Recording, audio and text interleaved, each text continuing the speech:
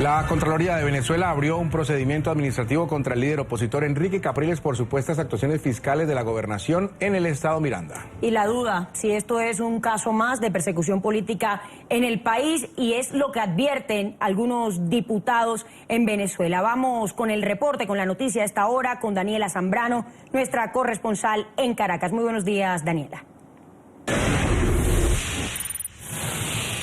Jesús, Laura, un gusto en saludarles. 8:42 de la mañana en Caracas. A través de la red social Twitter, Enrique Capriles, gobernador del estado Miranda, aseguraba palabras textuales que se trataba de una olla para amedrentar, para tratar de que desista del referendo revocatorio presidencial. Se conoció que esta notificación de la Contraloría estaría relacionada presuntamente con una contratación de una propaganda con un canal privado que habría hecho la gobernación de Miranda, pero no es la primera vez que se le abre un procedimiento al gobernador del estado Miranda por parte de la Contraloría. Recordemos que ya en febrero se le habían abierto procedimientos por partidas administrativas de 2012, 2013 y del año 2011. Ahora tendrá el gobernador del estado Miranda 15 días hábiles para presentar su defensa. Sin embargo, él asegura que esto se trata de otro caso de persecución política. Así también lo hacía saber el diputado y jefe de bancada de la Mesa de la Unidad Democrática, Julio Borges. Se aseguraba que vendrían en más casos de persecución contra dirigentes opositores, luego de que la Mesa de la Unidad Democrática aceptara ir a ese referendo revocatorio bajo condiciones del Consejo Nacional Electoral que aseguran no van a acatar. Escuchemos las declaraciones del diputado Julio Borges. En el caso de Enrique, como en el caso de todos los venezolanos, vamos a vivir en las próximas semanas y quizás meses el proceso de mayor represión y miedo que hayamos visto en los últimos años. El gobierno, su única respuesta frente a la inminencia del referéndum revocatorio y la búsqueda del 20% va a ser buscar meter miedo al país. Pero el gobierno se equivoca si piensa que con miedo va a frenar al pueblo. Yo estoy convencido más bien que esa sobredosis de miedo que tiene el gobierno y que quiere transmitirle al país se le va a devolver.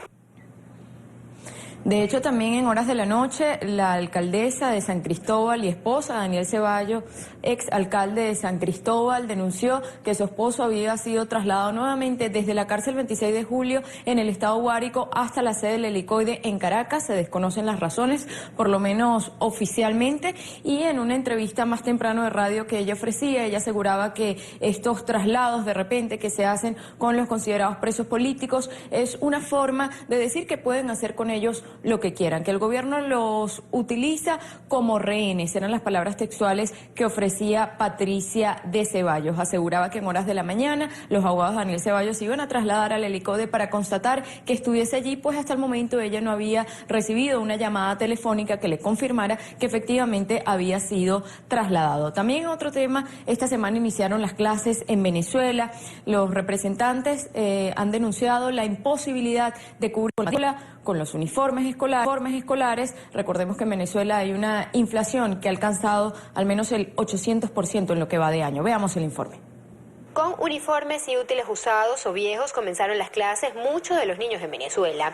Estrenar lo que era una tradición este año escolar 2016 quedó en recuerdo para algunos. No se ha podido comprar demasiado caro, entonces con la misma ropa pues del año pasado. Y no le hemos podido comprar ni morral, nada, ni zapatos, mira, como los mismos zapatos del año pasado. Y es que el Centro de Documentación y Análisis para los Trabajadores registró, por ejemplo, un incremento en los costos de útiles, textos y uniformes de 108.74% en comparación con el periodo anterior. Mi hermana usa camisa roja o amarilla, lo que sea, y si le queda a él, bueno, pasa a él. Así, si no, bueno, se le comprará una y al que no le vaya quedando vamos guardando. Que antes era un poquito más accesible, ahora no. Ahora todo es más caro y es más rudo conseguir las cosas, pues. ¿El dinero en qué se va?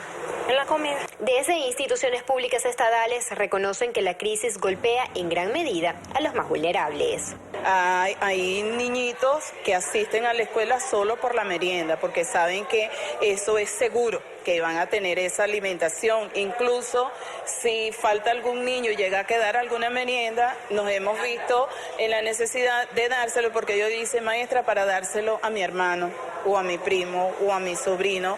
Entonces, de alguna manera la comunidad se ve beneficiada y ahí se refleja pues la situación que están viviendo en casa. Los padres y representantes también preparan psicológicamente a sus hijos para que se adapten a este regreso a clases con limitaciones.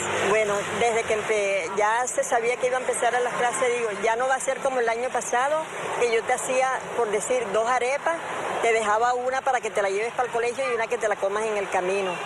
Ya no va a ser así. Y ella lo entendió.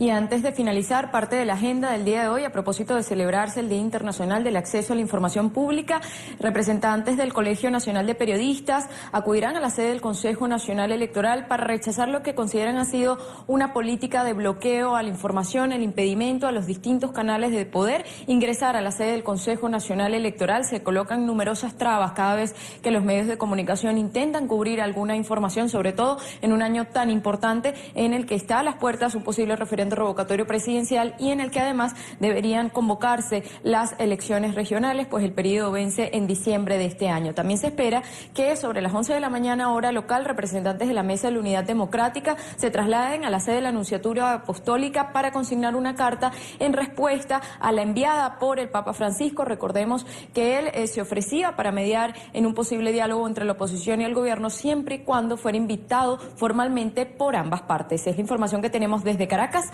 Volvemos al estudio.